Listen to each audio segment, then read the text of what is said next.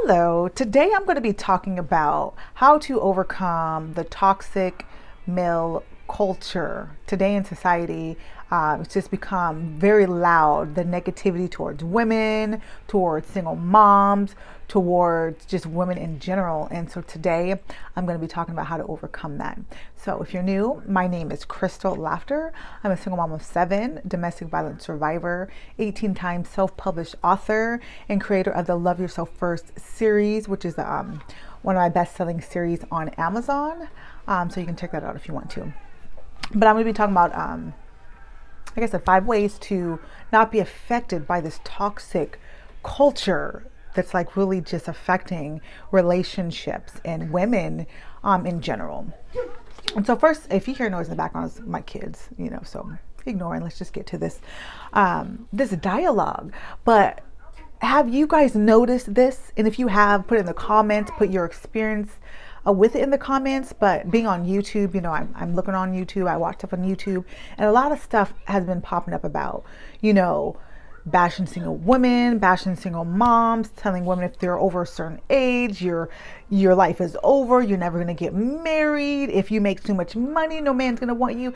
And it's just so much stuff. And I'm like, are you guys serious? Because when I was, growing up, there wasn't all this toxicity and all this foolishness.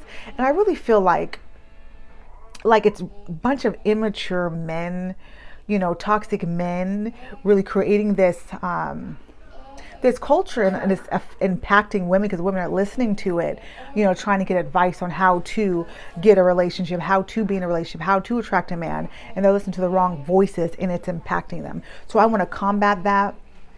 Having experience of being in toxic relationship, listen to toxic male voices and the impact that it's had on myself, which has never led to anything good. It's led to depression, anxiety, fear, staying in relationships that I didn't belong in when I knew I deserved better, but out of fear.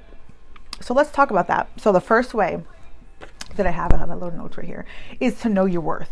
You have to know your worth. You have to know who you are, and what you deserve. And when I look back over my life, overcoming 2 abusive marriages, that I didn't know who I was.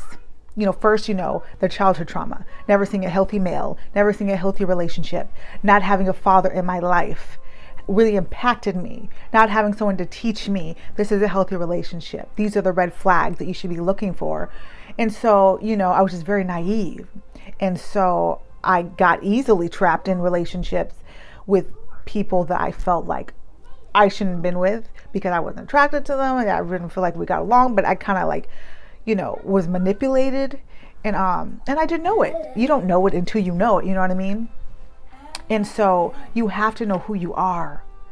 That if you don't know anything else, that you can say, I'm valuable, I'm worthy, and I know I deserve better than this. It's not like an arrogance thing. It's like, I know who I am. Like a diamond is not going to be, like if you went to a jewelry store and a diamond is worth $20,000 and you're like, okay, I'll give you that for 500. They're going to look at you like you're crazy. Like they'll laugh at you, and they'll probably call security and be like, security, please escort this person out because they're just being ridiculous and they're wasting my time. The same way. Sorry, can you get him real quick? Sorry, that's my son. You have to know your worth. But when someone comes to you, and they want a relationship with you, they want to talk to you. Are they coming to you respectfully? Are they having something of value to bring to you? Respect, honor, not a shawty, or just disrespect, you know what I mean? Coming in a respectful way, that they are a respectable person. They have a job. They're stable.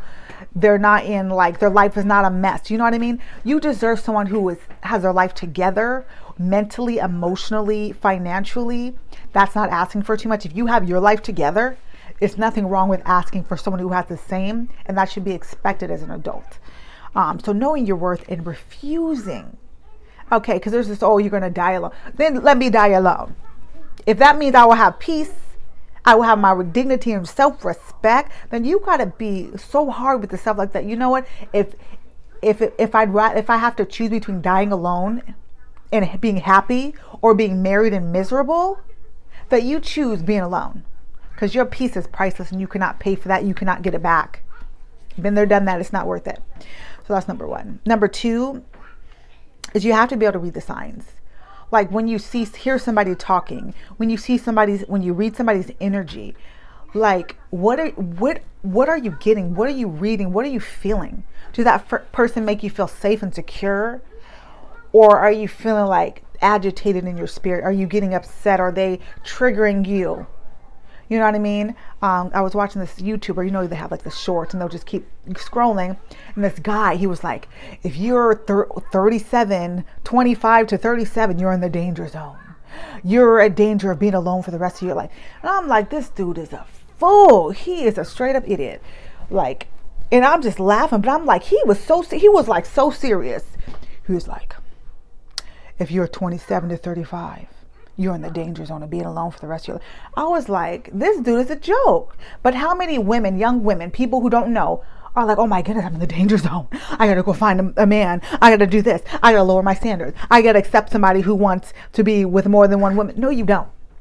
No, you don't. You know what I mean? So don't read the signs of someone's energy, of how they make you feel, what they're saying. If it's not respect, if it's not love, if it's not mutual, because I bet that man, he was in that age range, but he wasn't saying that to himself. So like, it's the hypocrisy for me. You know what I mean? it's the arrogance for me. You know what I mean? Like, you have to be able to look at this rationally, get your emotions out of it, because our emotions sometimes they can harm us. Like, oh my goodness, he's right. But the dude, he was the same. He was single. I'm pretty sure, because he looked like a bitter old just man. He did not, he looked bitter. He looked angry. He looked like he was talking. Maybe he was married before he got, I don't know, but he just looked like he had, you could just tell. And I could just feel it was just nasty. It was like, no. So you have to know your worth. You have to read the signs. And number 2, trust your intuition.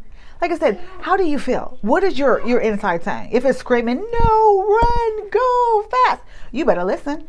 You better get your bag. Okay. You better get your purse.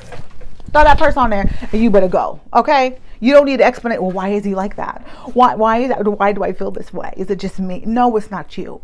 It's that still small voice. I call it the God voice, intuition. That God is trying to warn you. And I had it with both of my ex-husbands, and I didn't listen because I didn't know what it was. You know what I mean? So number 4, you need to have good input. If all you're listening to is toxic people online and you don't know it's toxic, but if you feel bad every time you get to listen to them, it's toxic. You need to have good input, healthy people who are encouraging you to love yourself, to have standards, to set boundaries and respect yourself. Well, my girl's about to come. It's about to be loud. So let me help me get through this. So good input. If you have good in, you're going to get good out, which means your behavior, your confidence is going to be up. Number 4, be willing to learn. Read books. Find counselors. Get therapy. If I get the door, please, and tell them to be quiet as they come in. And be willing to learn. I got a whole Love Yourself first series. I think I'm on book 5, and I actually have a children's book that's releasing this week. So stay tuned for that. My girls are coming in. It's about to be like on 10. But stay tuned for that. Love yourself first.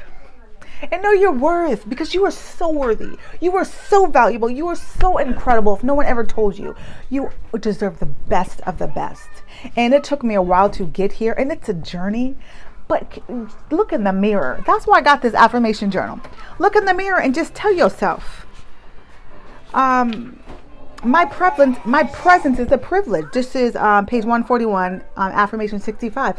My presence is a privilege. If you don't believe that, then you'll think it's a privilege to be at everyone else's presence, and you'll have this low estimation of yourself.